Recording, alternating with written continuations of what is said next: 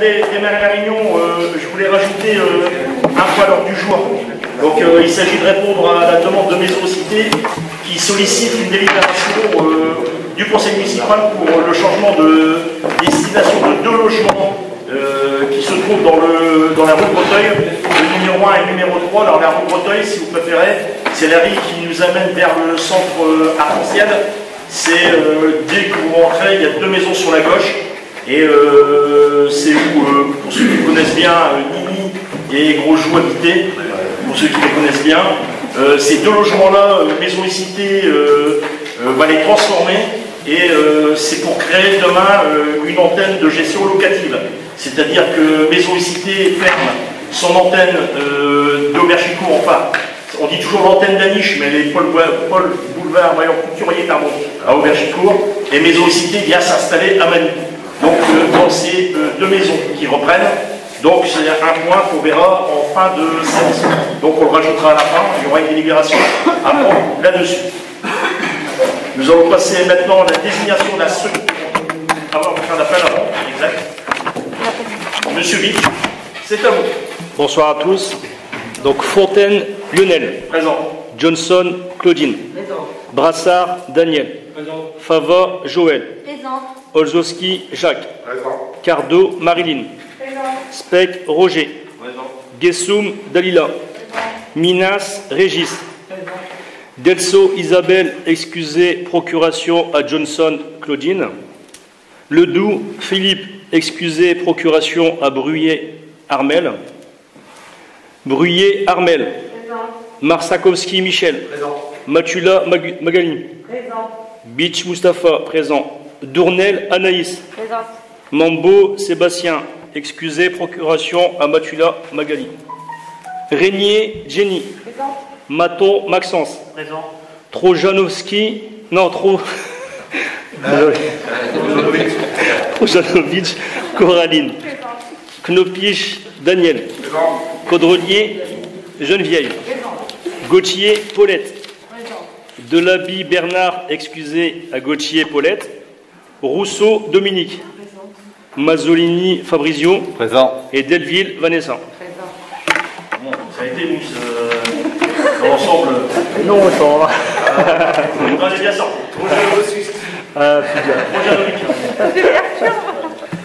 Alors, désignation de la secrétaire de séance. Justement, nous allons demander à la Benjamin Coraline si elle veut bien être le secrétaire de séance.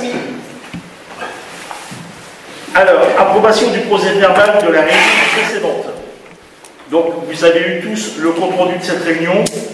Est-ce que vous voulez qu'on revienne dessus? Est-ce qu'il reprend bien les débats de cette séance?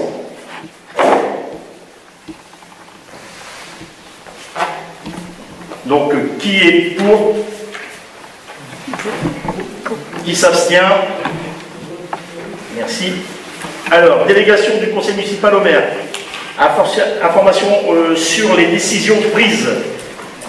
Donc, soit je vous lis tout, soit vous l'avez lu, et derrière ça, vous me posez les questions. Donc, il y a plusieurs décisions qui ont été prises, notamment les travaux de drainage du cimetière avec la signature d'un contrat avec la société ID Verdé pour un montant de 15 503 €, soit 18 603 € TTC. C'est le fameux drainage d'inondation qu'il y avait toujours à l'entrée du cimetière, qui est aujourd'hui résolu.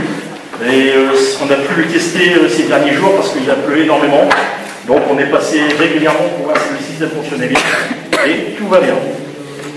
Alors également la signature de convention présentée par l'association Club Associatif des Loisirs Manille pour la dispense de cours de stretching postural de septembre 2021 à août 2022.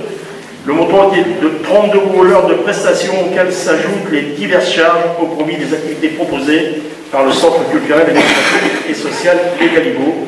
C'est-à-dire que pendant une période, le stretching postural se faisait au club des loisirs et il revient au Galibots. Il y a également une convention avec Mme Anne-Catherine, une auto-entrepreneuse de Loire, pour les séances de sophrologie au centre culturel administratif. Il y a également une signature d'un contrat de location de configuration informatique, matériel et logiciel et maintenance avec la société Enefi. Donc il me semble que c'est un renouvellement de matériel informatique On a c'est en général des contrats, il me semble, de 3 ans, si je ne dis pas de bêtises, Daniel, où ils nous renouvellent régulièrement. C'est ça? Oui, en fait, le contrat de location dure 48 mois, mais il change le matériel tous les 30 mois. Tous les 30 mois, voilà. D'ailleurs, on doit les changer ici dans ce temps. Et on ne sera plus avec des ordinateurs Acer, on sera avec des ordinateurs HP. Voilà. Vraiment, les ordinateurs qu'on avait, c'était pas ce qu'il y avait nous. D'après les informaticiens, bien sûr. Alors également, il y avait une passation de convention avec les arts spectacles pour une prestation chant au mois de septembre, à raison d'une séance hebdomadaire de 2 heures. Donc ça, c'est l'activité, me semble-t-il, de Magny-en-Bois. D'ailleurs, c'est ça, c'est Magny-en-Bois. Également, dans le cadre d'une étude d'évaluation d'économie d'énergie au sein des bâtiments communaux, et notamment les bâtiments scolaires, acceptation de la proposition de la société CELA d'architecture Puy du Hasard de Montigny-en-Osserand pour la réalisation de cette étude au sein de l'école Charles Perrault, également de l'école Charles Robert et du groupe Océan du Champfleury. Le montant de cette prestation forfaitaire pour ces 3 bâtiments de 6 500 € hors taxe. Un accord de 40% sera là, dans le délai de réalisation 6 semaines pour les écoles Perrault et Robert et 5 semaines pour le groupe scolaire du Champfleury. Alors si je ne me trompe pas, c'est l'étude qu'on va revoir à l'intérieur du dossier que vous avez. Il y a une étude qui a été faite sur dessus. Oui, rénovation énergétique, bien sûr. Il y a aussi une convention avec Mme Lécluse, Élodie, auto-entrepreneuse à Saint-Lanoc pour une séance par semaine de sophrologie également au centre culturel. Donc là, évidemment, on revient de l'autre côté. Je ne me trompe pas, je ne dis pas de bêtises. Après, il y a le contrat unique d'agglomération opération mobile, vacances, des nouvelles actions auprès de la jeunesse sont mises en place par le pôle d'insertion. Donc signature avec Kermélia, l'Obive, base de loisirs, l'Écheren dans le 73 par séjour vacances du 5 février au samedi 12 février 2022 en pension complète. Le nombre de participants sera de 9 personnes, 2 animateurs. Le montant total est de 4 806,50 €. Donc, si je ne me trompe pas, Dalila, là-dessus, c'est le séjour de neige des jeunes des quartiers prioritaires de la ville qui partiraient au sport d'hiver au mois de février avec l'équipe adulte relais. On a eu un financement là-dessus de 9 000 €. 9 000 €. Voilà.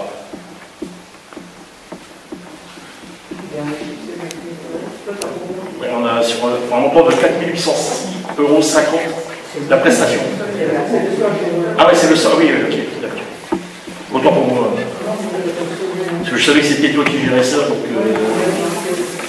Alors également, nouvelles actions auprès de la jeunesse au pôle d'insertion, il y a un séjour également qui est prévu au Futuroscope d'un montant de 2 880,93 €. Signature également d'un contrat avec la société Cola à Trissaint-Léger pour un montant de 20 620 € contenant les travaux de voirie de la rue de la Fabrique et de la rue du Bosquet, à savoir la suppression du plateau face au centre des Galibots, la réduction du plateau face au collège d'Esnos et la réalisation de 2 dodanes rue du Bosquet. Il y a également la signature d'un contrat avec la société F1 Jean Larry pour un montant de 37 686,09 €, soit 45 333,31 € concernant la réfection des voiries rue Mozart et Chopin. Également, considérant l'avis d'appel à concurrence publié le 21 novembre 2021 concernant la fourniture de matériel informatique pour les écoles primaires de la ville dans le cadre de l'appel à projet socle numérique, signature d'un contrat avec la société Tetra Informatique à Douai pour un montant de 51 020 € hors taxe, soit 61 224 € TTC, parce qu'on a pris l'option valise rigide pour pouvoir ranger les tablettes. Donc il me semble 13 tableaux qui vont être installés dans les 2 écoles. Donc je pense que les travaux devraient justement démarrer ici pendant les vacances scolaires. Le câblage. Et logiquement ce serait opérationnel pour quand les gamins vont repartir à l'école après les vacances d'hiver, et après les vacances de Noël. Il y a également la passation d'un contrat Sollicitec de location maintenance de configuration informatique sur 48 mois, soit 16 trimestres évolutifs. Automatiquement, les 30 mois, soit 10 trimestres selon l'indice SATEC, un lieu en place du contrat en cours. Ce contrat est conclu pour un loyer trimestriel de 2 784 € TTC qui débutera à la date de la signature. Donc le prestataire, c'est la SARL Planification Informatique. Et pour terminer, considérant que dans la mise en œuvre d'un dispositif d'achat complet, la Lilomanie a retenu la proposition de l'UGAL qui est chargée d'effectuer la procédure de mise en concurrence adéquate et de choisir le fournisseur faisant la meilleure offre, à savoir la société NG Entreprise et collectivité client public à Saint-Ouen pour le lot numéro 13, fourniture et acheminement d'électricité et services associés. Voilà. Est-ce que vous avez des questions? Sur les travaux de VRD, il y a eu une mise en concurrence, j'imagine? Oui, bien sûr. Ouais. Donc en fait, dans les concurrents, il y avait Colas qui avait répondu, Eiffage a répondu. Colas a été retenu pour le lot rue Péry, rue de la Fabrique, et Eiffage a été retenu pour la rue Chopin et la rue Mozart. On a eu TVP aussi, qui était un peu dessus. Ouais, ils étaient à 3 réponses, il me semble. 3 réponses. Voilà. D'autres questions? Alors, point numéro 4, les subventions exceptionnelles aux associations. Alors là, c'est ce qu'on appelle les fiches PIC d'Alia, il me semble, qui ont été mises, qui ont été portées par ces deux assos, hein, dans le cadre des, comment dirais-je, des festivités. Donc il fallait choisir deux assos, il fallait choisir, on a proposé à deux associations de porter le projet PIC, et le comité de jumelage et l'appel Charles Robert vont répondre. Donc c'est eux après qui retouchent la subvention après avoir mis en place sans action. Donc s'il y a des questions là-dessus, qui est contre? Qui s'abstient? Merci. Oui, mais je viens de le faire. Je viens de le faire, Daniel. Parce que je sais que tu es en train de chercher ton chauffage et qu'on travaille avec mon circuit jaune. Demain, il n'y aura pas de chauffage. Demain, on regardera pour remettre de la chaleur dans les mails. Là, il va bien Noël. Alors, point 5, budget primitif. Donc, il y a une décision modificative. Donc, modification. Alors, une décision modifiée sur donc, j'en dis un petit peu plus. C'est ce qui concerne un virement de crédit pour les dépenses de fonctionnement. Des dépenses de fonctionnement en recette d'investissement. C'est en relation avec le PIC, hein, c'est-à-dire que comme il n'y avait plus assez de fonds dans le compte fêtes et cérémonies, on a été le chercher donc sur un autre compte. Autre charge de gestion courante, donc on l'a pris dans le budget en fait de Marilyn et on l'a affecté donc aux subventions. Donc en fait pour un montant de 838 €. Donc on est obligé de faire ça parce qu'on n'avait plus assez de fonds dans le pot de subvention. Et il y a une deuxième modification à faire sur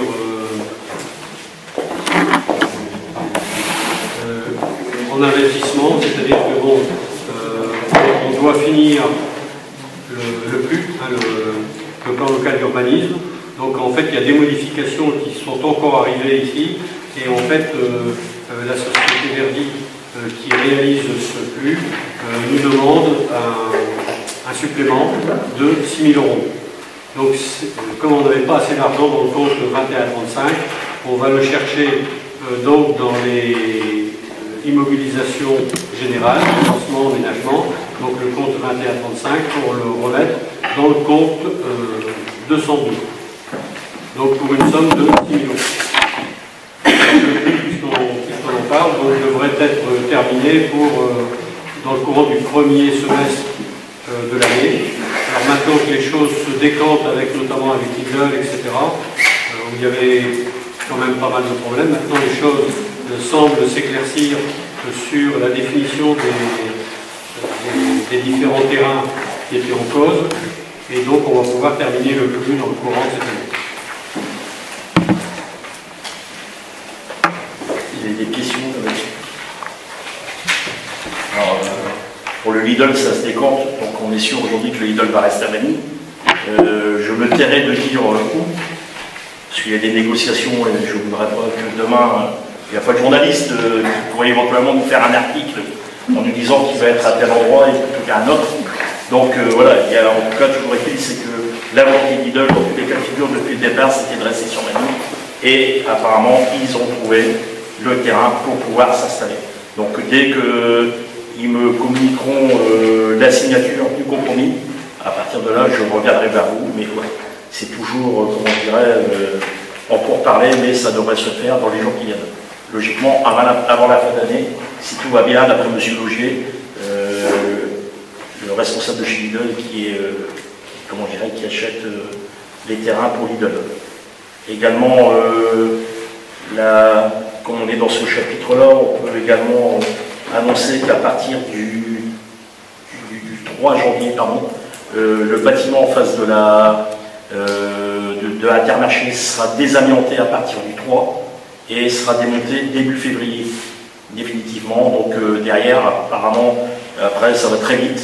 Il paraît que le Burger King, c'est un bâtiment qui est déjà prêt à être installé. Et même donc ce serait avec un parking de 64 places. Il y aurait 2 cellules commerciales à côté. Et également à côté du magasin Action, le Basic Fit. Et on a reçu M. Delos dernièrement lors d'une réunion avec le PLU et le SCOT.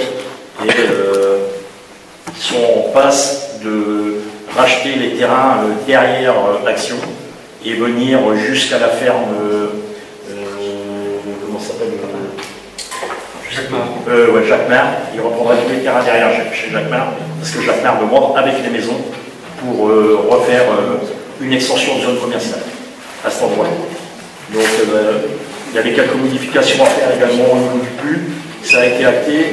Maintenant, on a trouvé la réponse du SCOT, mais apparemment le SCOT, ça ne leur pose pas trop de problèmes. Donc on va pouvoir, dans l'avenir, avoir une belle zone commerciale à cet endroit-là, avec la création d'une route que M. Minas leur a suggérée et qui a retenu toute leur attention pour pouvoir repartir directement sur la rue d'H. Donc là, on vous tiendra également informé, donc on aura toutes les informations.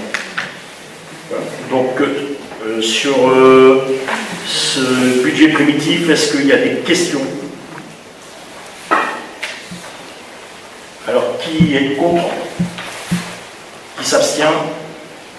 Merci.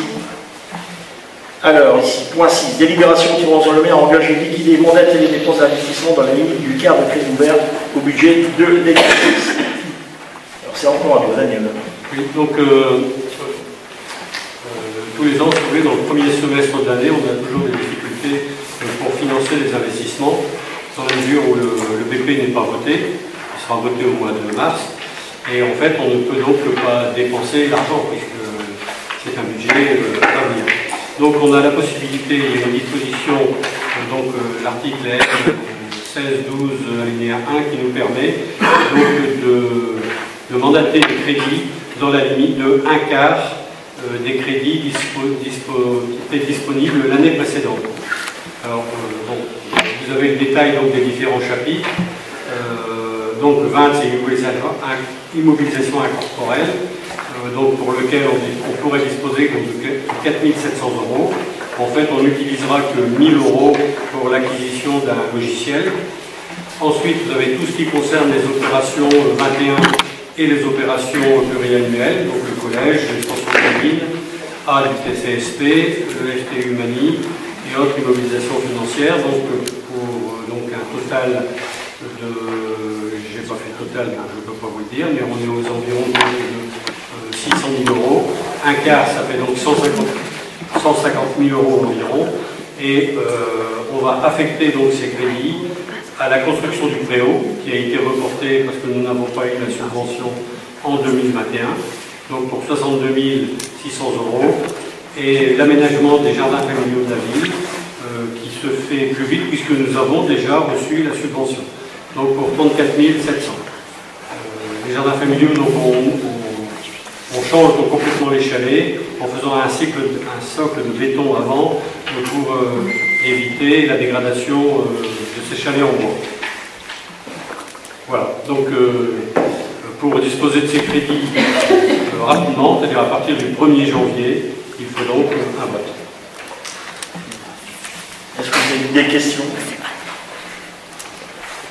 Alors, en ce qui concerne les jardins ouvriers, on a répondu à un appel à projet. On ne s'attendait vraiment pas à être retenu, puis on a été retenu. Donc, une occasion pour nous de rechanger complètement tous ces abris qui ont déjà maintenant au moins, je ne sais pas, 25 ans à peu près.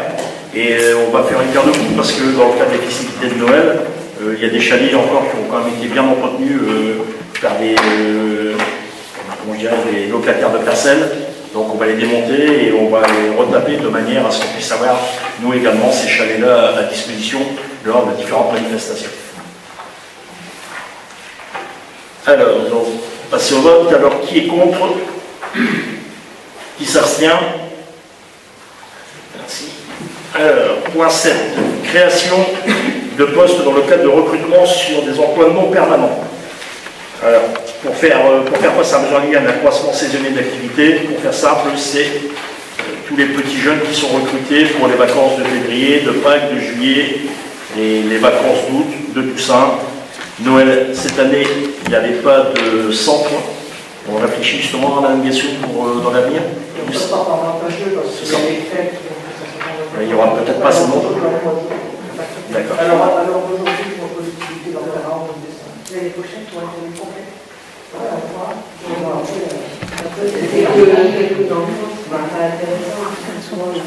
Donc c'est tous les ans, on aura certaines périodes à voter pour le recrutement de jeunes en fonction du nombre d'enfants qui s'inscrivent dans le centre de vacances. Est-ce que vous avez des questions là-dessus? D'ailleurs, il y a des candidatures qui arrivent. Pas assez. Au regard de la directrice, pas assez. Ils ont déjà des inscriptions. 31 enfants inscrits déjà. Pour la période de. Ok. Bon, bah, tant mieux, c'est-à-dire que si déjà les enfants fréquentent les centres de loisirs, maintenant il va falloir trouver des animateurs. Est-ce que vous avez des questions là-dessus? Donc on peut considérer que qui est pour. Bon, je changerai un peu là, c'est pour qui est contre? Qui s'abstient? Alors, point 8. Tout le monde est fatigué à la fin d'année comme ça. Comme il n'y a plus de chauffage, il y en a qui commencent à. Vanessa, là-bas, Magali, vous êtes tous dans les. Alors, donc, point 8, demande de subvention au titre de la DETR. Donc là, tous les ans, on nous demande de s'inscrire dans les dispositifs.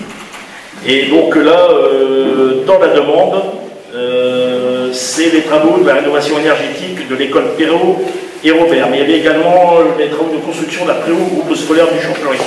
Donc en fait, si je comprends bien, c'est que voilà, on peut faire de la DETR, mais si ça passe pas en DETR, si c'est ça, d'ailleurs, si j'ai bien compris, on peut le passer en DSIL.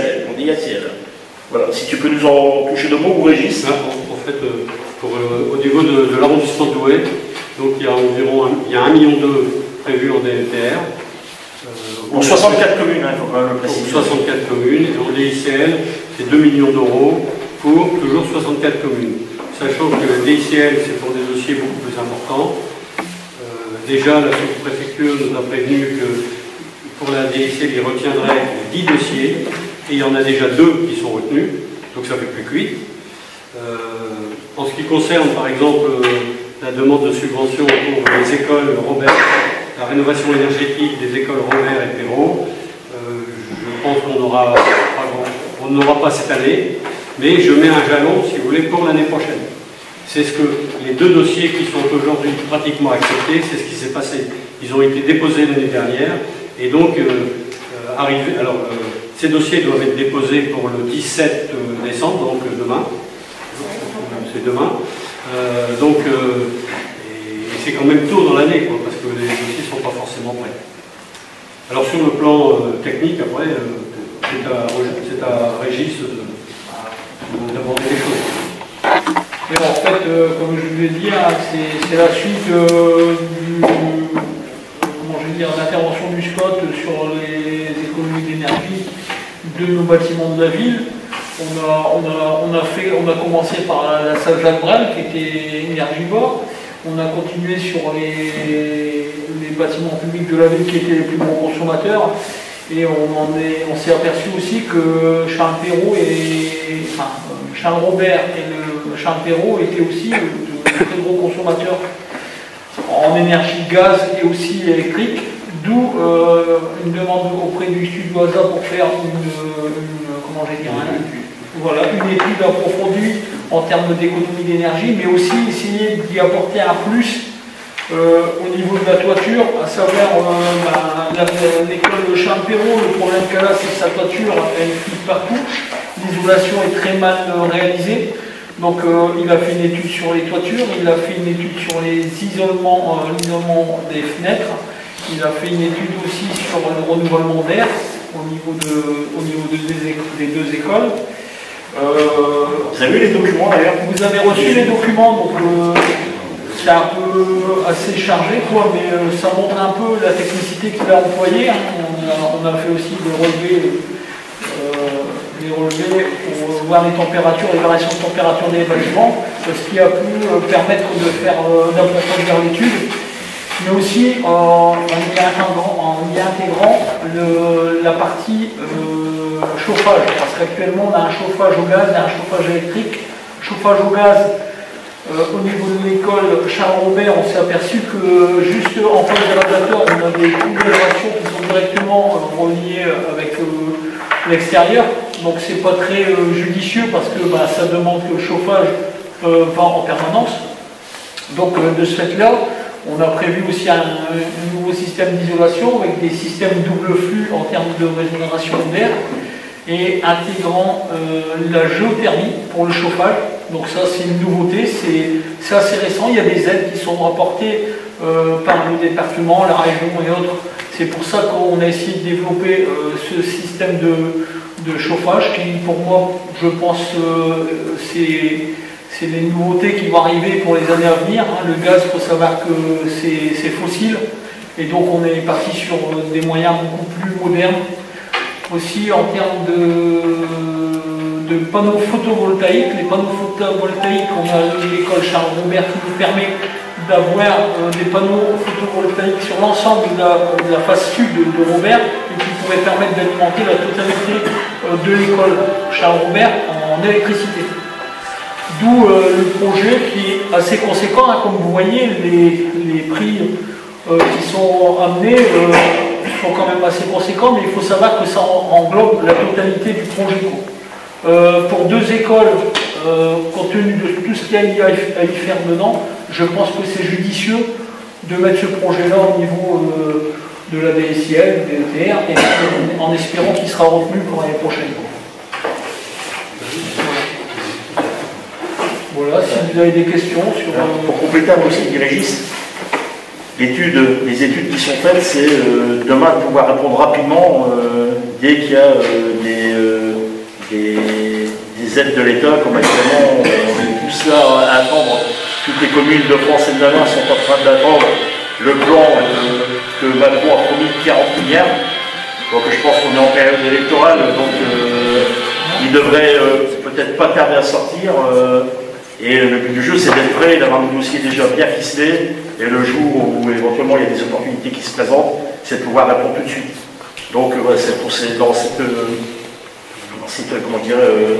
cela qu'on s'est engagé dans ce dispositif. On le fait également d'ailleurs sur d'autres projets, notamment les traversées de rue, de Mouveau, Buissé.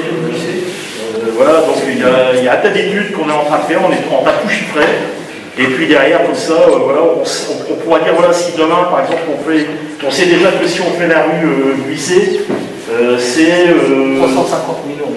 C'est ça, papa. Emplissement de réseau, y compris rénovation de la chaussée. Donc quand on regroupe la totalité des enfouissements de réseau pour la ville, en prenant les parties les plus endommagées et tout, les entrées de ville aussi, on en est quand même à 2 millions d'euros. Donc c'est quand même des budgets qui sont conséquents et qui demandent une réflexion en termes d'investissement global pour la ville. Donc je pense qu'il faut penser au projet d'économie d'énergie pour justement pouvoir subventionner ce type d'installation, enfin l'amélioration du cadre de vie de notre ville. Et il y a beaucoup d'autres projets qui sont en cours, mais c'est pour ça le but c'est de chiffrer la totalité et voir après avec nos moyens qui sont limités, hein, comme vous savez, permettre d'avoir une situation à longue échéance, des investissements avec des choix qui seront faits entre tous pour savoir lesquels sont prioritaires, lesquels passeront derrière pour la bonne raison que les budgets ne permettront pas de réaliser la totalité. Mais on a un plan qui est quand même sur plusieurs années. C'est vrai aussi que la priorité ira certainement vers les deux écoles dans un premier temps, parce que les deux écoles du village sont des vraies passoires thermiques quand même. Ça faut quand même signaler qu'il y a énormément de travaux à y réaliser. Donc voilà, donc au moins les études sont là, elles sont chiffrées, ça sera fait certainement dans le temps, peut-être partie dans le cours du mandat, peut-être une autre partie dans les années qui viendront. Et toujours est-il, c'est bien de les avoir et de savoir un petit peu vers où ça s'arrête. Pour l'école, j'ai une petite précision. Donc actuellement, on est à plus de 150 000 kW de consommation, chauffage et électricité. L'objectif, c'est de revenir en dessous de 30 000 kW. On en compte des photovoltaïques aussi, bien sûr. Et en fait, c'est dans la motivation, si vous voulez, dans la demande de subvention. Donc, c'est 30 000 kW, donc une consommation extrêmement faible. Et deuxièmement, une totale neutralité carbone. Et ça, c'est dans l'air du temps, si on peut dire.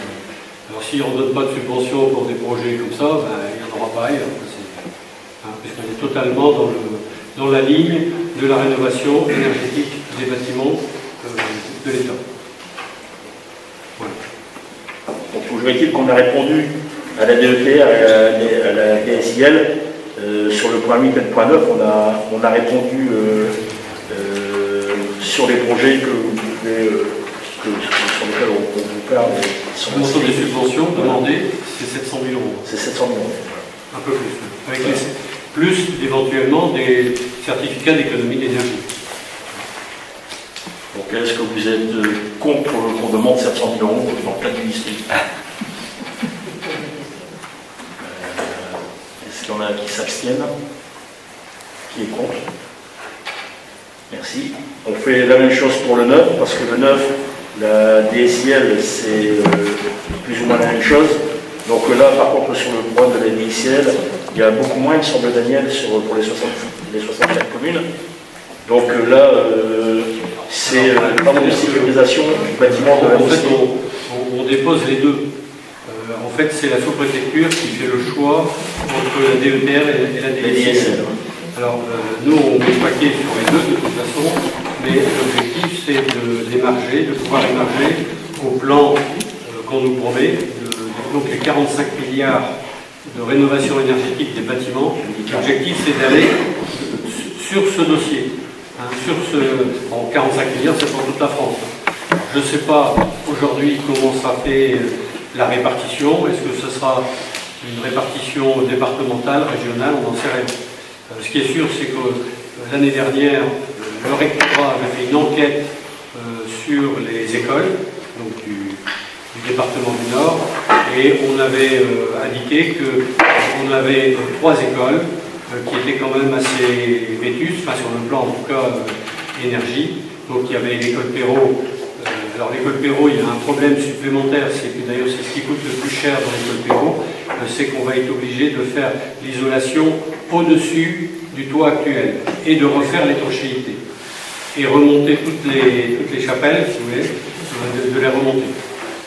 Alors, ça c'est nécessaire pour l'isolation, mais aussi pour refaire l'étanchéité à l'eau. Et supprimer les ponts thermiques. Bon, on ne va pas rentrer dans le détail. De toute façon, tout ça, c'est marqué dans le dossier, vous pouvez le lire. Vous pouvez le lire, c'est intéressant. C'est intéressant. Il y a également donc l'école Robert, qui est une construction encore plus ancienne, avec des fenêtres qui datent des années 50, qui n'ont pas été changées. Et enfin, donc, il y a l'école du Champfleury, qui pose également pas mal de problèmes. Enfin, c'est l'école plus, bien sûr, la salle Chagall, qui a besoin d'une rénovation aussi. Et l'objectif, c'est de s'inscrire dans ce plan, si vous voulez, pluriannuel de l'État, pour obtenir une rénovation dans les 5 à 6 ans qui viennent des 3 écoles de la commune. On ne fera pas tout la même année, bien entendu.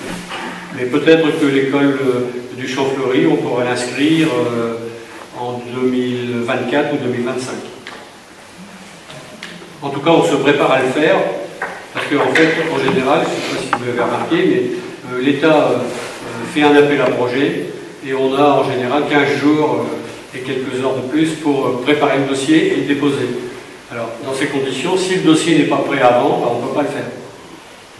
Ou alors, on a beaucoup de difficultés pour arriver à quelque chose de sérieux et de concret dans l'immédiat. Ça a été le cas, par exemple, de Jacques Brel, où on a dû revoir le dossier en cours de route, parce qu'en fait, on était surpris, par exemple, ne serait-ce que l'amiante, hein, où on savait qu'il y avait des tôles en amiante, mais ce qu'on ne savait pas, c'est qu'il y avait en dessous des tôles en amiante, il y avait encore des tôles d'amiante. Donc, et c'est pas le même prix quand on désamiante en extérieur ou en intérieur. Donc c'est d'éviter de courir après des devis, des demandes de subventions, et de faire les dossiers correctement en temps et en heure pour pouvoir les déposer dès qu'on nous les demande. On aura un coup d'avance, voilà. Donc sur la DSIL, donc on a voté pour la DETR. On peut quand même également parler un petit peu de l'étude de sol concernant la mosquée. Régis pourra nous en parler un peu. On est allé voir un petit peu la grosse fissure qu'il y a derrière. Actuellement, ça ne bouge pas. Aujourd'hui, ça ne bouge pas plus que ce que ça avait bougé il y a pratiquement un an. Et toujours est-il, c'est qu'il y a une étude de sol et une étude approfondie sur laquelle il va falloir se pencher parce que voilà, on ne verra pas que demain le bâtiment s'écroule. Donc il y a plusieurs pistes de réflexion. Allez, si tu peux nous en parler 2 minutes également.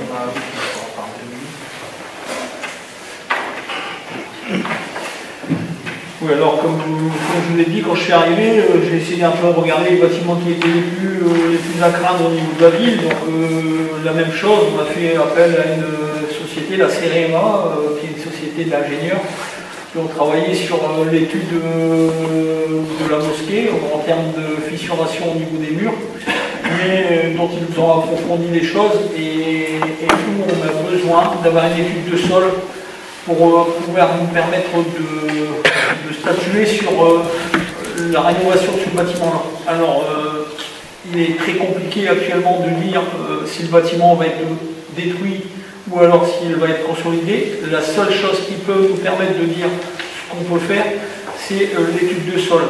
Parce qu'on peut travailler au niveau de la structure, mais aussi, avant de travailler sur la structure du bâtiment, il faut travailler sur l'étude de sol. Et derrière ça, on a fait une étude des façons de consolider le bâtiment. Alors j'ai eu une étude faite par une société qui travaille sur les micropieux. La mauvaise nouvelle, c'est que c'est énormément cher. Si on veut refaire le bâtiment en l'état, le consolider et garder et préserver le bâtiment avec la structure, ça nous coûte 550 000 € pour vous dire.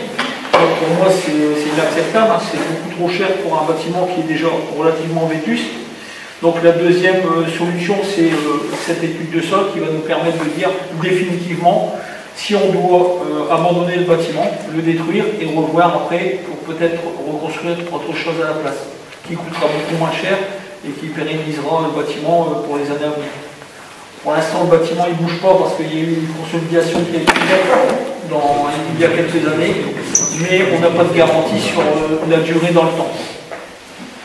Donc cette étude de sondage de sol, elle va probablement se faire en début d'année et on sera totalement, comment je dis, l'étude de sol et l'étude de sécurité, pour savoir si on peut toujours utiliser le bâtiment. Voilà, c'est le plus important également. Quoi, parce que c'est pas plus de faire l'étude de sol si on ne fait pas une étude de sécurité.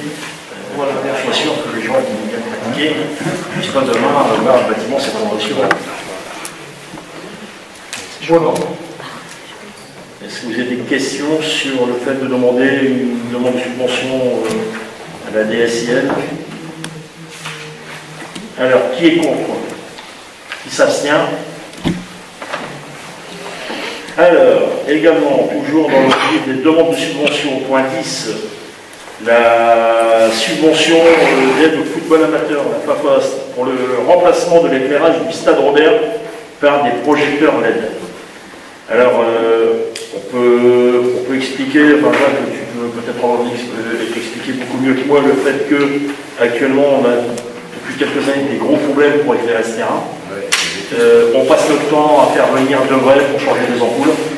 Donc à chaque fois il vient avec une nacelle, donc le coup de la nacelle, le coup de l'intervention, voilà, et à chaque fois on remet les ampoules, on remet des joints, on resserre en haut, on resserre en bas, et finalement force est de constater que les trois quarts du temps, ça va jamais. Derrière le coût de la conso, c'est un coût quand même très important parce que ce sont des projecteurs qui ont été mis à l'époque de la construction du complexe Guillerud. C'est-à-dire qu'à l'époque, quand on a gardé 23 ans le terrain, le premier terrain synthétique, il a eu 23 ans au moment où la moquette a été renouvelée. Donc on peut considérer qu'il y a plus de 25 ans que ces projecteurs-là sont installés avec pratiquement les mêmes ampoules. Aujourd'hui, le fait de pouvoir passer à des LED va baisser considérablement la facture énergétique. Il y a un dossier, alors on peut répondre, on peut demander à la Fédération française de pouvoir nous octroyer une subvention là-dessus. Ça ne passait pas ni en DICL ni en DETR, on ne pouvait pas les mettre dedans. Donc c'est pour ça qu'on s'est tourné vers la Fédération française. Le coût, il me semble, c'est 31 000 €. TTC, oui. TTC, pour pouvoir passer au LED. Et le gain estimé, alors je ne l'ai pas sous les yeux, mais je sais que c'est assez considérable. Ouais, c'est considérable parce que considérable le gain énergétique annuel. Ça va passer de 100 ce qu'on a dit entre 1500 et 1700 euros. 1700 € par an. 1840. Enfin, toujours est-il, c'est que la consommation énergétique, elle va baisser considérablement. Voilà. Si vous avez des questions, sous la moitié, 19 616 watts et au lieu de 32 000 watts. Donc ça fait plus la moitié. Non, c'est 12 384 watts remplacement avec les phares à LED. Et il y avait 32 000 watts actuellement. Donc on a un bénéfice de 19 616 watts. Est-ce que vous avez des questions là-dessus? Donc on va passer au vote. Alors, qui est contre? Qui s'abstient? Point 11, le dispositif habitage. Madame Guessoum, est-ce que vous pouvez nous faire un petit peu le point? Bien que sur la note, il est marqué que c'est un engagement pour les enfants de 60 heures. C'est pas 60 heures, c'est 50 heures. Et par contre, sur l'annexe 7, c'est bien précisé. C'est à toi, Dalila. Tout le monde a dû avoir la petite explicative, pardon. Donc, dans le cadre du dispositif total, la municipalité a saisi cette opportunité et elle est favorable par le département pour mettre en place ce projet. Une action qui va permettre d'octroyer à la bourse une bourse de 500 € à chaque jeune entre 18 et 25 ans, issu de tous les quartiers de la ville, en difficulté touchés par la crise sanitaire. Donc ça touche environ 18 jeunes qui ont été retenus, qui vont bénéficier de 50 heures de bénévolat. Il y a un planning qui a été fait avec les médiateurs. Ils ont recensé les personnes qui avaient des difficultés de nettoyage de jardin ou juste venir aller à la rencontre des personnes âgées et de pouvoir discuter avec eux. Le recrutement, c'est beaucoup de jeunes étudiants qui ont de grandes difficultés bien sûr financières et dont ils vont pouvoir bénéficier de ce dispositif. Donc les ateliers, ils ont déjà commencé, donc on a fait de personnes âgées. Ce qui a été le plus demandé, c'est surtout du nettoyage de jardin, ramasser les branches, couper les haies, en période d'hiver.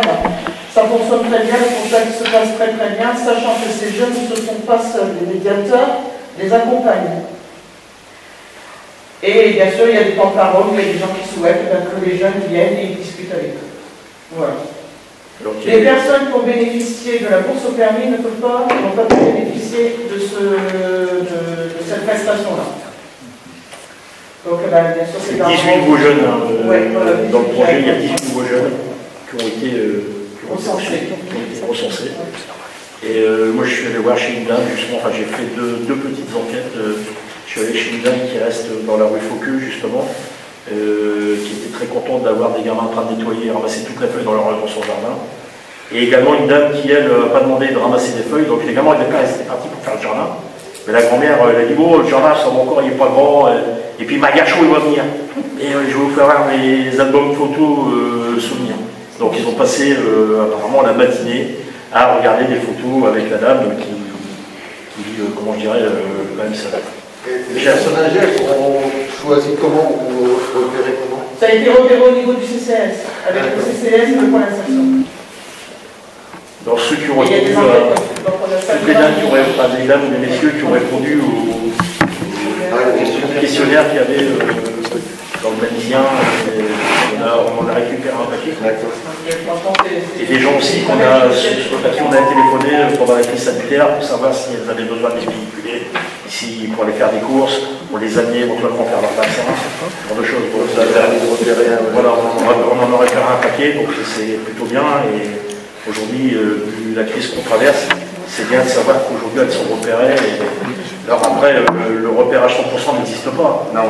Il y a peut-être encore des gens aujourd'hui qui sont, comme on appelle malheureusement, des invisibles. On essaye de repérer, mais c'est pas toujours évident. Puis après, il y a aussi des gens qui ne veulent pas nous recevoir. Il y a des gens qui vivent seuls chez eux, reclus, qui veulent l'être de personne. Voilà, aujourd'hui, c'est un très beau dispositif. Et puis en plus, on a déjà également reçu la notification de subvention. Donc je vous rassure aussi, les gamins seront payés à la fin de leur mission. Donc leur temps est compté, ils ne seront pas payés avant, ils sont quand même bien payés après. Donc je trouve que c'était la région qui a mis ça en place. Je pense que c'est une bonne idée. Ce qui est bien, c'est que ça aurait pu profiter peut-être encore plus de jeunes que ça. Là, c'était une enveloppe de 9 000 €. Le choix de 500 €, c'était un choix de 500 €, il y a c'était un choix pour en avoir plus. Il y en a beaucoup, comme la plupart des étudiants souhaitent financer leur permis pour l'avenir, l'achat d'ordinateurs, parce que malheureusement il y a des étudiants qui n'ont pas d'ordinateur. Et également une étudiante qui voulait avoir les 500 € pour verser sur l'appartement qu'elle va louer, pour se servir de caution, pardon, je cherche. Est-ce qu'il y a des questions là-dessus?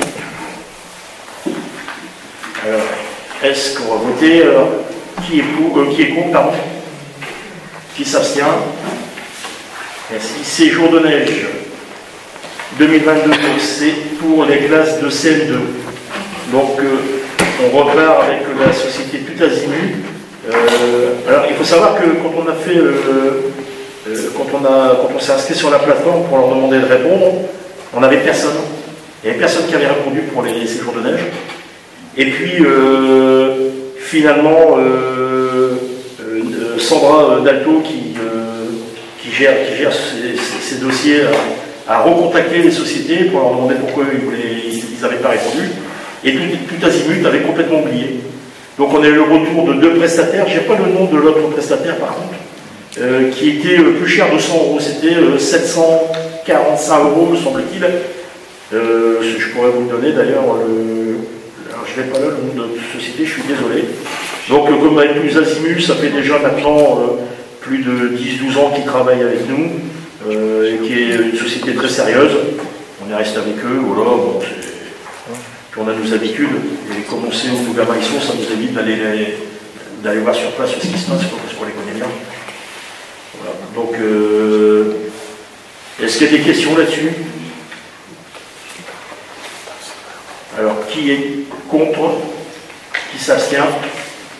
Point 13. Attribution d'une carte cadeau au personnel communal, à la médaille d'honneur communal du travail. Alors, bah oui, nos agents, comme tout à chacun, dans le privé, ils sont médaillés. D'ailleurs, Madame la directrice, j'ai reçu votre demande de médaille.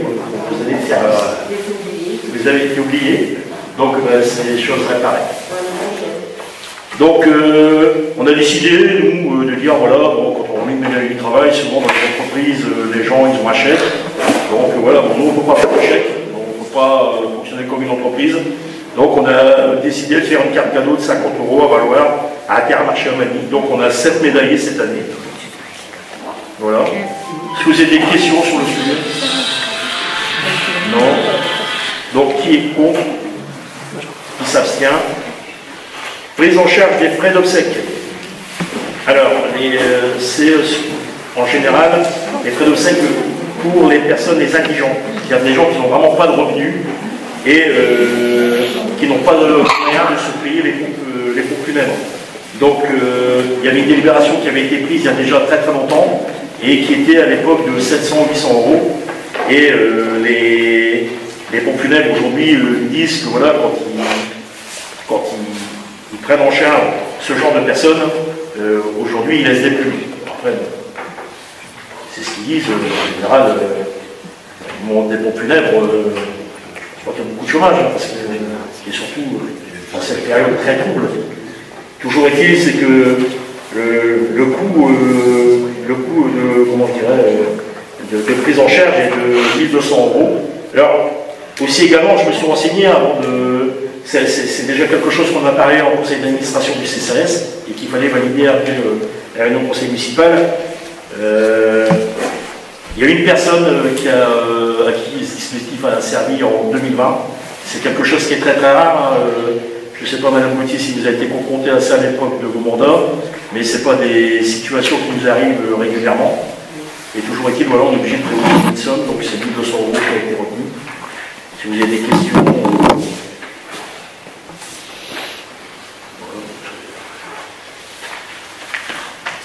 Alors, bien sûr, les seuils et les critères sont très très bas. C'est pas le fait que les gens, même s'il y a des gens qui sont endettés, c'est pas le critère d'endettement qui prend en compte. C'est vraiment que les gens, ils n'ont vraiment rien. Hein, donc voilà, qui est contre, qui s'abstient. Permis loué, permis de diviser. Alors, le permis de louer, permis de diviser, vous l'avez vu, il vient d'être délibéré au conseil communautaire.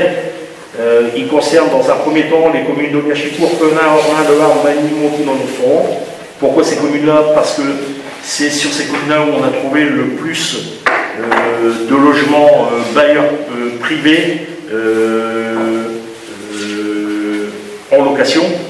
Et le but du jeu, c'était de stopper la densification abusive, d'assurer un logement digne aux locataires, de lutter contre les marchands de sommeil, d'améliorer la qualité du patrimoine immobilier et de conforter l'attractivité du territoire.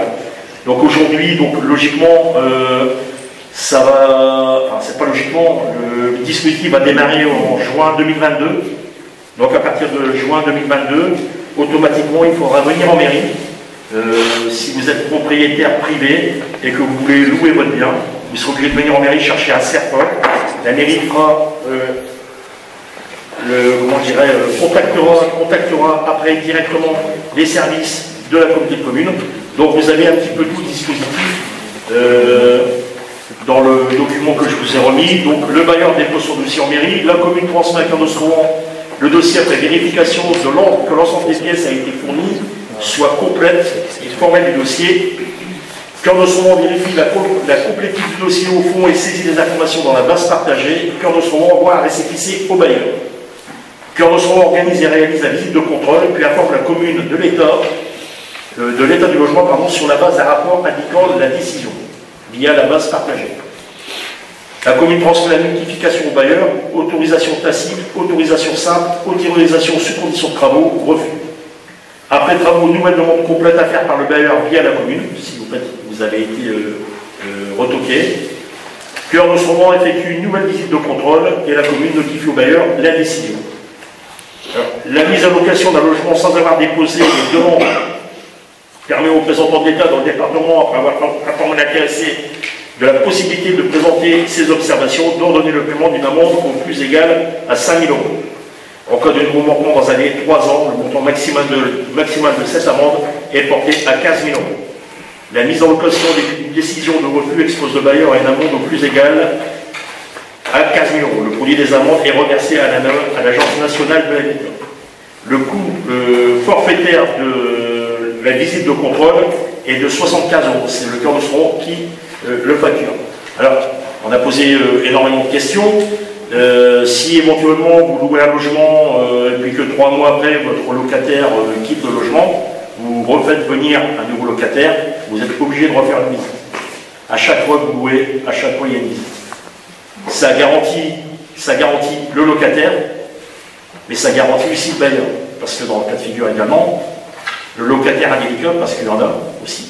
Parce que c'est pas le but de dire, voilà, il y a des marchands de sommeil, et aussi, comment je dirais, des locataires qui laissent en des fois des baraques dans des états impossibles, que le loueur puisse se retourner également contre son locataire. Alors, nous on a dit, voilà, mais si il y a trois locataires sur un an, et puis qu'on connaît l'habitation, je pense que derrière, il y aura un moment des techniciens du cœur de soin, parce que c'est une cellule qu'ils vont créer, donc il y aura le recrutement de 2 agents, la comité de commune va recruter 2 agents pour gérer ce dispositif, donc des techniciens formés à ce genre de métier, et voilà, après ils auront peut-être, voilà, on connaît le propriétaire du logement, on sait que le logement, voilà, on y est allé il y a 3 mois, on y passe régulièrement, on sait que c'est un logement qui est bien tenu, peut-être qu'à ce moment-là, ils seront peut-être un peu plus, je dirais, regardants sur le fait qu'on ne sera peut-être pas obligé de refaire une visite si ça a été loué 2 ou 3 fois dans l'année. Et toujours est-il, c'est que on ne veut plus voir des marchands de sommeil tels que les gros problèmes qu'on a rencontrés dans la cité du Blanc-Cul, quand Maison et Cité a vendu une partie de son patrimoine à des personnes qui n'ont fait aucun travaux dedans, alors qu'il faut quand même pas oublier qu'à l'époque, quand Maison et Cité a vendu ses logements, le logement devait être à tout prix vendu à quelqu'un qui n'était pas propriétaire, et c'était son premier achat. Chose qui a été faite. Par contre, nous, on a enquêté un petit peu quand même, parce qu'aujourd'hui, on les connaît, nous, les marchands de sommeil à Manille. Et d'ailleurs, il y en a un qui n'a toujours pas refait sa maison, parce qu'il doit être très inquiet après le conseil d'huissier qu'on lui a fait. C'était notamment le monsieur, si vous vous souvenez, où il y avait la famille roumaine qui était installée dans la rue Beethoven. Il y a eu plusieurs interventions, il stockait des voitures, des ordures, et compagnie. Voilà, donc ce monsieur aujourd'hui, ben, il est quand même un peu inquiet parce qu'il va falloir qu'il retape complètement sa maison et il va devoir passer à la barre pour savoir s'il va pouvoir la relouer. Nous, le dispositif également, Maison et Cité, sur la place Balavoine, derrière la place Balavoine pour aller jusqu'à la départementale 645, pardon, va dans l'avenir vendre une partie de ses logements. C'est-à-dire que, comme cette partie-là n'est pas classée au patrimoine de l'UNESCO, Maison et Cité voudrait demain vendre ses logements. Donc nous, moi j'avais refusé la vente de ces logements tant que le permis de louer divisé n'était pas voté. Parce qu'on sait très bien que racheter un logement comme ça, c'est des logements qui sont vendus en des fois entre 50 et 80 000 euros. Et derrière, les gens ils viennent, on enlève un peu de poussière, on fait un peu de peinture, on met un petit peu de déco, on reste là quelques mois, ou bien on l'achète à son nom, mais on met Pierre-Paul Jacques dedans, et puis on loue ça à des gens qui sont déjà en grande difficulté, et ça devient des poulaillers. Donc on en a encore un paquet de maisons comme ça actuellement, hein. Et on a été depuis des années, alors tous les maires de toutes les communes sont confrontés à ce genre de personnages indélicats qui viennent, je dirais, faire de l'argent sur la misère sociale. Donc voilà, je pense que c'est vraiment une bonne chose et ça va permettre demain d'avoir, je dirais, des logements un peu mieux tenus. C'est vraiment une bonne... je pense que c'est une bonne ligne qu'on a prise en conseil communautaire. Et la commune ne pouvait pas, elle, supporter seule un permis ou un permis divisé parce qu'il faut avoir comme l'ingénierie pour pouvoir porter le dispositif. Donc c'est porté par la communauté de communes. Et j'ai vu que également, donc on ne voit pas apparaître les Somains qui étaient réticents à rentrer dans le dispositif. J'ai vu dans la presse aujourd'hui que finalement Somain, à son conseil municipal d'hier ou d'avant-hier, également rentre dans le dispositif. Parce que les communes ne sont pas obligées non plus d'y rentrer, hein. Ce n'est pas une obligation. Est-ce que vous avez des questions sur le sujet?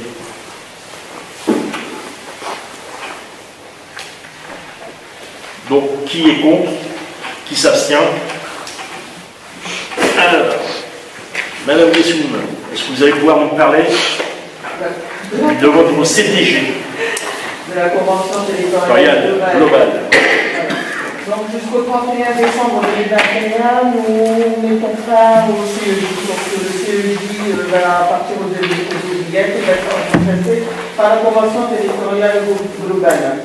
Alors, qu'est-ce que je peux vous dire? Donc, afin de garantir nos financements, on est obligé d'y adhérer, sinon on perdra 30 546 € de prestats. Alors, au niveau des prestations, on a les prestations existantes, donc on touchera tout le temps les mêmes subventions, et à partir de maintenant, on parlera de bonus. Donc, plus on sera dans la créativité et plus on sera dans la création d'ateliers, et plus on pourra augmenter notre bonus. Donc, je peux vous donner un cas, deux cas. Admettons le bonus handicap. Si on arrive à mettre, c'est une nouvelle prestation, si on arrive à mettre cet atelier-là en place, on pourra avoir une bonification. Par exemple, la bonification aussi mixité. Plus on montera de nouvelles prestations, mais avant les prestations existantes. On a déjà les prestations existantes. La volonté, c'est de créer d'autres prestations pour pouvoir bénéficier de bonus. Donc, bien sûr, là, on va avoir du travail du travail. Il faut qu'on crée, et on espère qu'avec l'équipe, on va pouvoir créer d'autres prestations. Une qui me tient beaucoup à cœur, c'est surtout le bonus handicap. Voilà. Donc, plus on sera dans la créativité, et plus la CAF donnera de l'argent. L'objectif aussi de la CAF est en train de se réorganiser également. Il faut quand même souligner qu'aujourd'hui, pour financer tout ce genre de projet, il faut qu'ils deviennent quand même doucement qu'il y ait des partenaires.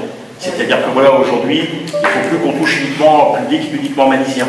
On peut imaginer demain que les gens de l'offre ou les gens de l'art, par exemple, qui n'ont pas ce genre de structure, puissent venir rejoindre nos ateliers. S'ils reviennent rejoindre nos ateliers, à partir de là, l'objectif, voilà, c'est de mutualiser les services parce qu'ils s'aperçoivent quand même qu'il y a dans des centres sociaux ou même dans des actions qui financent. Alors des fois, quand ils font les bilans, ils donnent de l'argent et des fois, ça profite à 5-6 habitants. Donc voilà, aujourd'hui, il va falloir montrer vraiment patte blanche pour pouvoir obtenir des subventions importantes. Donc c'est un petit peu la réorganisation de la CAF. Je ne vais pas débattre sur la CAF et de la relation que j'ai avec eux, Madame Guessoum. Je sais que c'est pas le lieu, c'est pas l'endroit, mais toujours est-il que le CTG, on a failli se faire avoir parce que on doit le voter avant le 31 décembre. Donc toutes les communes viennent de le voter dernièrement sur leur dernier conseil municipal, mais la délibération elle était caduque si on ne la votait pas au conseil communautaire la semaine dernière. Donc on a été obligé de prendre une délibération au conseil communautaire. Le conseil communautaire n'avait même pas été mis au courant qu'ils étaient obligés de délibérer pour le CTG. C'est-à-dire qu'en admettant on aurait fait le conseil municipal en amont, on aurait voté pour et le conseil communautaire voté contre, mais la délibération était caduque. Donc aussi, voilà, nous, ils nous demandent de nous réorganiser. Et ce serait bien aussi que des fois, eux également, ils puissent se réorganiser. Voilà. Donc, qui est contre? Est-ce qu'il y a des questions déjà là-dessus? De toute façon, j'ai un dossier. Ben, vous l'avez également, je crois que vous avez tout la... Vous avez tout la... Vous avez eu tous les outils. Alors, normalement, c'était à prendre par cœur, il y avait la interrogation, mais... vous avez fait cadeau de ça. Alors, ici, on arrive au point 17. On n'a pas voté d'ailleurs. Qui est contre? Qui s'abstient? Alors, point 17. Transfert de compétences, usage numérique à la communauté de communes du cœur de Ston. Adhésion à CCO, syndicat Nord Mixte, Pas-de-Calais. Donc, alors en fait, je vous avoue que quand j'ai vu cette délibération-là, j'ai creusé un petit peu. Et pour être honnête, j'ai rien compris. Donc, j'ai essayé de me renseigner un petit peu. Et puis, en fait, cette délibération, elle concerne surtout tous les logiciels que les écoles utilisent pour communiquer avec les parents, les pronotes, tous les services que nos enfants, quand ils sont dans les écoles, ce genre de choses, c'est la communication en fait entre les parents et les enseignants. Et c'est l'Interco qui doit assurer le financement de cette opération. Les Interco, tous les Interco d'ailleurs.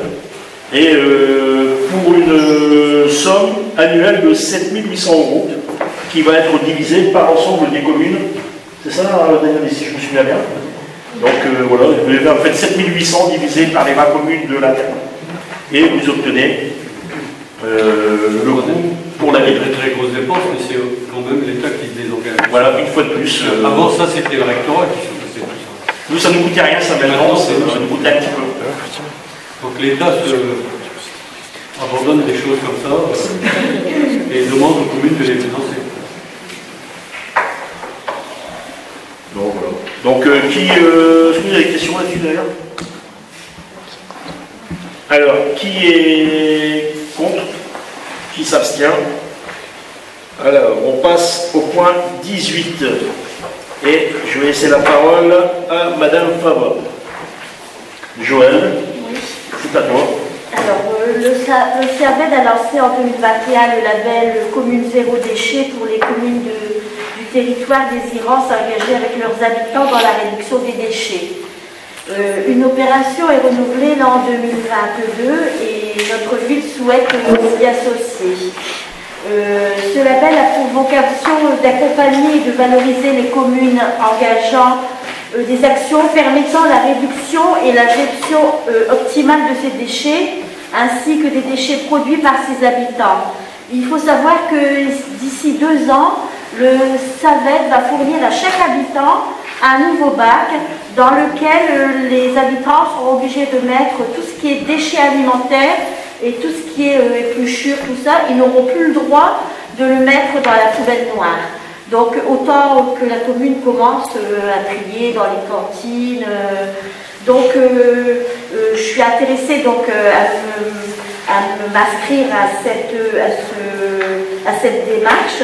Et pour obtenir cette labellisation, la commune doit s'engager à mettre en œuvre un ensemble d'actions portant sur la réduction, la valorisation des biodéchets, le gaspillage alimentaire, le compostage, le tri des déchets, l'éco-consommation et la santé environnementale. Donc ce soir, le conseil municipal vous invite à donner son avis quant à l'inscription de la commune dans cette démarche. Et également, rappelez quand même que le CIAVED, également, toujours est-il, renouvelle son opération pour obtenir des poules. Donc, pour obtenir 2 poules, 5 € la poule, voilà, pour permettre de réduire les déchets organiques. Donc, si vous êtes intéressé par le dispositif, je pense qu'il y aura qui va être fait également dans les prochains jours. Donc, c'est des belles poules. Hein. Moi, j'avais récupéré 2 belles poules. C'était des coucous des Flandres. Des coucous des Flandres, ça avait été distribué à Montignon d'Ostromont à l'époque. Bon, maintenant elles sont mortes, et elles ne sont pas dans le congélateur. Mais toujours est-il, voilà, c'est un dispositif supplémentaire. Est-ce que vous avez des questions là-dessus? Je pense que c'est une belle démarche. D'autant plus que déjà dans la cantine, avec la société Sobri, aujourd'hui, on a également une action pour les déchets, de ce que les gamins laissent dans les assiettes, le pain, voilà, on essaie de les sensibiliser déjà au niveau des écoles. C'est des petits ateliers à la cantine qui se mettent en place.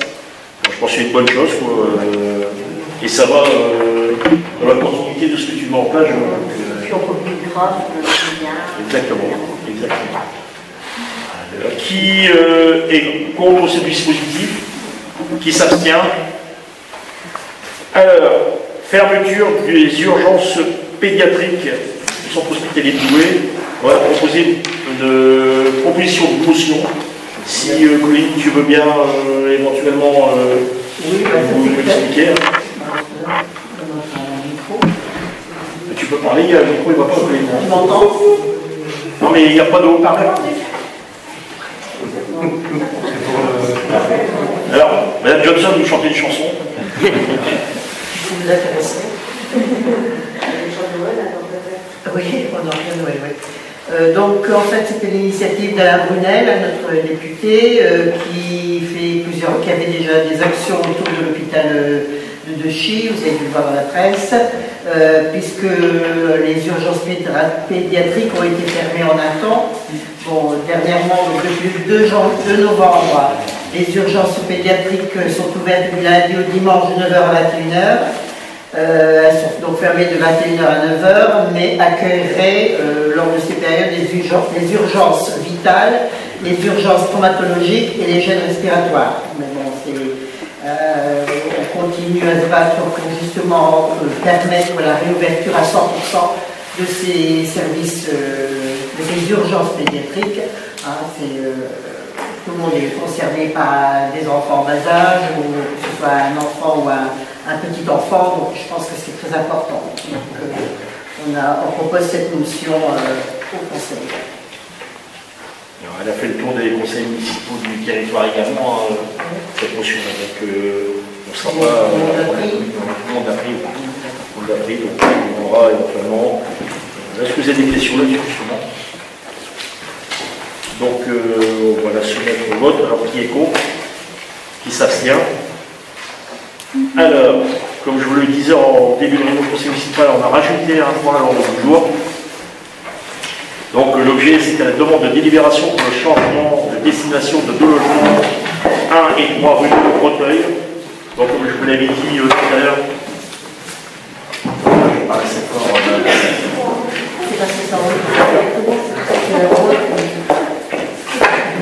et il va falloir qu'on investisse dans un nouveau système. Je suis enregistré. Oui. Alors justement, donc, comme je vous l'annonce, Maison Cité vient s'installer à Manille. Donc c'est quand même plutôt une bonne nouvelle. Une bonne nouvelle aussi pour le maire et pour l'adjoint au logement. Parce que régulièrement, on va être arrivé maintenant à plus de 200 demandes de logement auxquelles nous, on ne peut pas forcément répondre. Également de nombreuses doléances de conflits de voisinage, de parcelles pour entreprise ou autre. Donc, nous, on aura la chance, Maison Cité sera à Manille, donc on pourra envoyer directement les gens à la rencontre de leur bailleur et faire le nécessaire, et ça nous enlèvera pour nous, en ce qui nous concerne, tout au moins, une bonne épine du pied. Nous, on aura une épine en moins, il y a d'autres communes qui auront des épines supplémentaires à notre place, parce qu'eux, ils vont devoir faire le chemin inverse maintenant pour venir à Manille, car Maison Cité se réorganise et ferme définitivement l'antenne de Auberchicourt, comme je vous le disais en début de réunion. Alors, est-ce que vous êtes pour le fait qu'on déclasse ces 2 logements et que derrière, une Maison Cité puisse transformer ces 2 logements aujourd'hui en nouvelle antenne? Donc, qui est contre? Qui s'abstient? Merci. Nous arrivons à la fin. Si j'ai rien oublié. Bon, vous pouvez. On arrive au point 20, les questions diverses. Et je voudrais également quelques petites informations. Voilà. Est-ce qu'il y a des questions? Fabrizio? C'est à côté du micro, sinon on ouais. Lors du conseil d'avril dernier, après le vote du budget, j'avais posé la question de la réunion de la commission des finances pour la préparation du budget. Ouais. Et il m'avait été répondu qu'il y en a une qui se réunirait en décembre. Bon, elle n'a pas eu lieu. Je voulais savoir quand est-ce qu'elle se réunira, si elle se réunira. Et après, plus globalement, j'ai une question par rapport aux commissions qui ont été formées.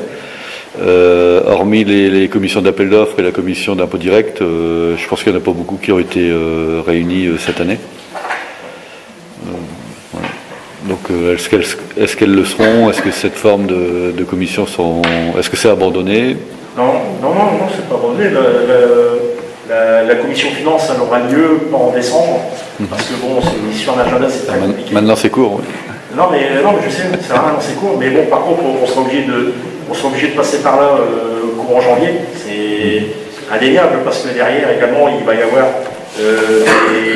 des décisions aussi importantes à prendre pour mettre en place des futurs projets. On va certainement avoir, dans courant 2022, c'est pas sûr 2022, mais plutôt moins dans les 2 années qui viennent, avoir recours à l'emprunt. Le meilleur moment, c'est peut-être maintenant de le faire, parce que actuellement, tous les taux sont ouverts. Et nous, on ne fera pas d'emprunt avant qu'on ait pu ficeler tous nos projets, bien les chiffrer, et voir vraiment ce qu'on peut tenir officiellement en termes de subvention, parce que quand on nous dit des fois, vous allez avoir 80% de subvention, 80% pour moi ça ne veut rien dire, c'est si j'ai un projet d'1 million d'euros et que j'ai 800 000 euros, ça c'est 80% de subvention, mais rendez compte, on n'est pas forcément tout juste. Le socle numérique, quand on nous promet plus de 50%, finalement, quand on analyse bien derrière, finalement on est à peu près à 42-43, on n'est pas tout à fait au fond.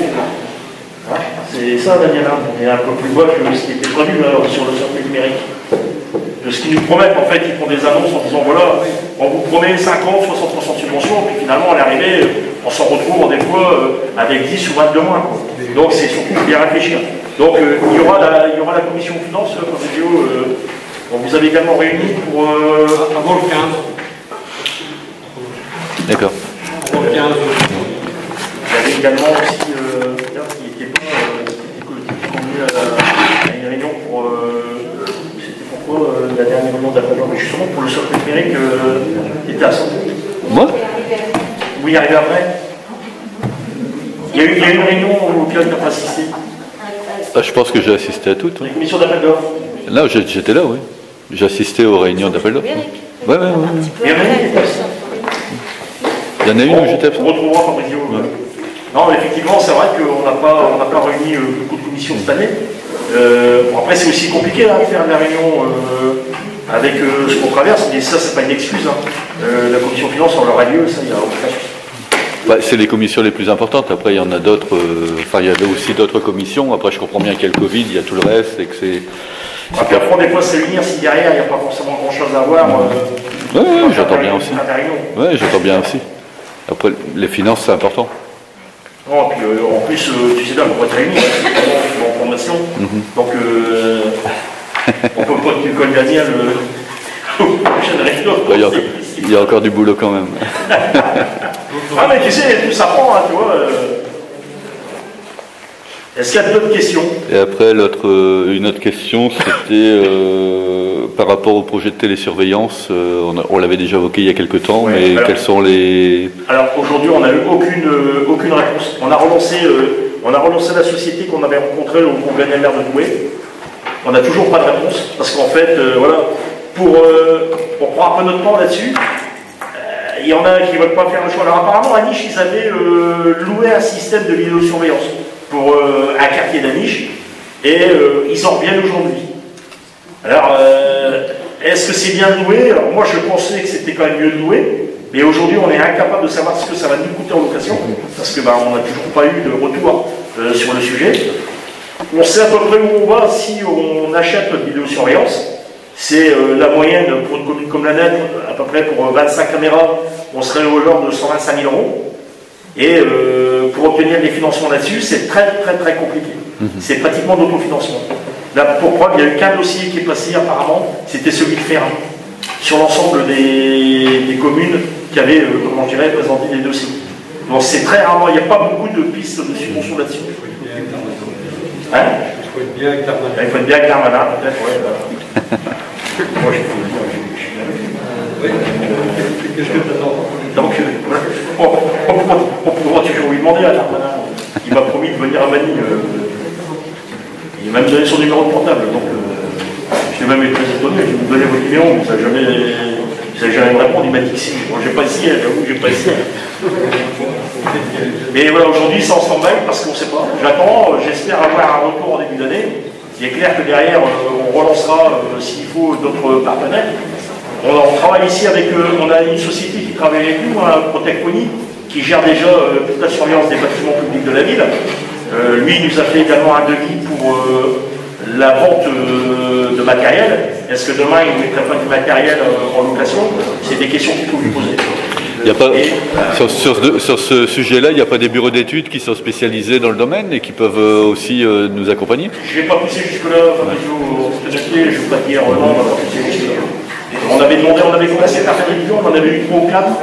On a vu des sommes, il y avait des sommes farfelues, là, ça avait je te disais, de 2-3 fois, il y en avait un, on était presque à 200 000 euros, un à 160 000 euros, un à 120 000 euros, et puis après, on tombe sur un à 60 000. Donc tu te poses la question, pourquoi 60 000, 120 000 c'est un peu... Moi, je pense que là-dedans, il y a aussi... c'est de l'informatique, hein, tout le monde fait plus ou moins ce qu'il veut. On a eu le tour avec NFI. Hein. NFI, on les a mis au pied du mur, parce qu'on s'est aperçu que le matériel qu'NFI nous louait, notamment pour les filles, c'était vraiment du bas de gamme. Quoi. Et on l'a su quand Tetra est venu pour le socle numérique. On avait un problème informatique à ce moment-là. Donc le responsable de la société Tetra qui va justement mettre en place le socle numérique à Manille est venu, on lui a posé la question comme ça, bah, écoutez, on va aller faire le tour des... On va faire pour vos PC quoi. Ils nous ont dit mais vos PC datent de Mathusalem. Alors, on a dit ouais, ils datent pas de Mathusalem, ils ont 2-3 ans. Ah oui, mais ils ont mis du tout blanc quoi. Et d'ailleurs on a des cordons, c'est des choses simples, et des cordons USB. Non, pas des cordons USB, c'est des fiches... Avec la liaison écran, c'est des anciens maintenant. Ils mettent encore les trucs bleus où ils se... du VGA. L'HDMI, on va chercher les HDMI, il n'y en a même pas. Donc ils viennent, ils rebranchent avec les fils existants. Déjà la marque Acer, ça fait plus que 3 ans qu'elle n'existe plus. Hein. Ah ouais, bah nous elle existe encore chez nous. Non, ça existe encore, Acer. Ça existe encore? Ouais, ça Vous voyez, voilà. Moi je le vois plus du tout. Est-ce qu'il y a d'autres questions? Non. Vous avez des questions, Mme Gauthier? Alors, plusieurs choses. Le pôle de cohésion sociale du cœur d'Ostromont est arrivé dernièrement. Donc, on va signer, là, ils sont en train de préparer une convention au 1er décembre pour l'utilisation et l'occupation de l'étage de ce bâtiment, pour un loyer de 700 € par mois, plus 150 € de charge. Donc toute l'équipe de la politique de la ville et de la cohésion sociale est bien arrivée dans ce bâtiment. Alors qu'est-ce que j'aurais encore? Donc je vous ai parlé du Burger King tout à l'heure en avant, et la suite du dossier. La visite du Père Noël, le 22 à 18h. Ici, donc bien sûr avec tous les gestes derrière, il y a 4 figurines qui vont venir faire une petite animation de 2 fois 3 quarts d'heure, hein, me semble-t-il, et les gamins pourront s'asseoir, faire un tour contre le Père Noël et ressortir comme on l'a fait l'année dernière, parce qu'on ne peut malheureusement pas revenir. Voilà. Aussi vous parlez des vœux. Est-ce que les vœux sont maintenus? À aujourd'hui, on n'a toujours pas pris de décision. On attend un petit peu ce que le gouvernement va nous dire. Sachez toujours est-il que je vous donne quand même quelques dates de vœux dans la commune. Si on peut le faire, bien sûr, mais on prendra aucun risque. Les vœux du maire devraient se dérouler le 7 janvier. Les vœux au monde associatif le 14. Et les vœux de la communauté de communes du cœur d'Ostromont, ce serait à Manille, à la salle Guidru, le 19. Si on peut, je dis bien, les faire. Voilà.